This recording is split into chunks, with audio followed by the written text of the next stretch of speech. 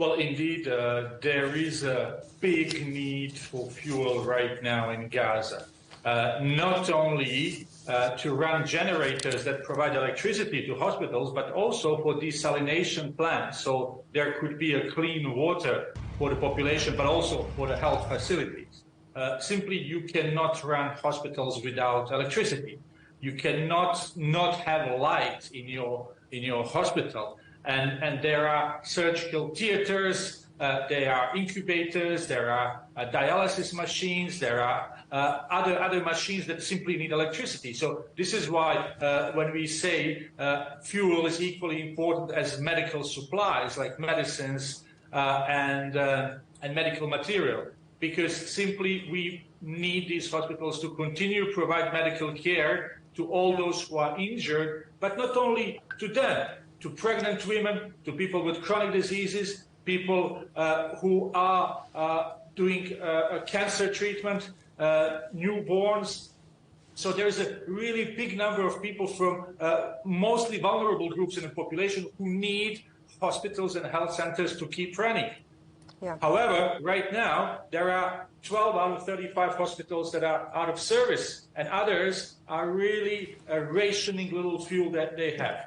So huge potential consequences if the fuel runs out, big consequences for relief efforts. But Israel blames Hamas for the humanitarian crisis and says that Israel allows medicine, food, water into the Gaza Strip. What's your understanding?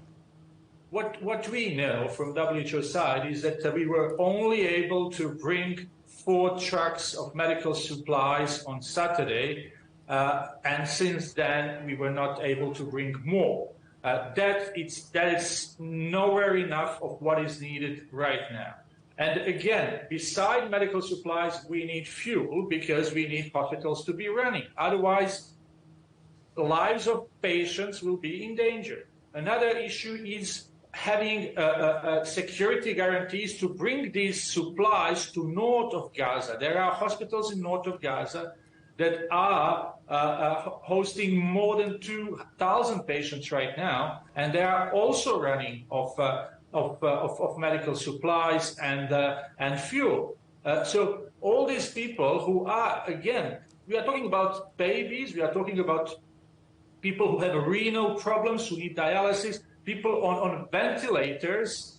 We talk also about there are 50,000 pregnant women in Gaza, and these women need medical care if they get complications during birth. There are people with physical handicaps. So there are really a big portion of population that depends on healthcare, and healthcare requires things like fuel, water, clean water, and medical supplies. You've already mentioned security guarantees as being crucial at this point. So what is the solution in addition to those security guarantees to the impending fuel crisis? Is it a humanitarian tunnel? Is it a ceasefire? No, what we need is a safe, sustained, and uninterrupted access to Gaza. So we need to be sure that we can bring as many material we need and we have right now on the Egyptian side of the border really trucks and trucks waiting. So we need uninterrupted and safe access to Gaza to bring those supplies.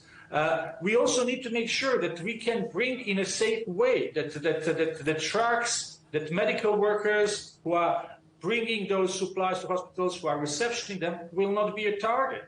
Eventually, what is really needed is the end of hostilities. Even if we bring in medical material, medicines, even fuel, if the fighting is continuing, if bombardment is continuing, there will be more casualties, there will be more wounded people, there will be more deaths. We've already reported on Israeli forces making moves in northern Gaza in preparation for the next stage. If there is this ground offensive by Israeli forces, what contingencies do you and do aid agencies have in place to continue to operate in Gaza? Well, from WHO side, we have our staff on the ground. They have been living in Gaza, they have their families, and they are continuing to do what they can. So they're trying to provide hospitals with whatever material comes in or can be found inside the Gaza. If you have a fighting, if you have bombardment, necessarily there will be a high number of casualties. So people with a burn wounds, people with fractures, people who get pieces of metal in their body from bombs.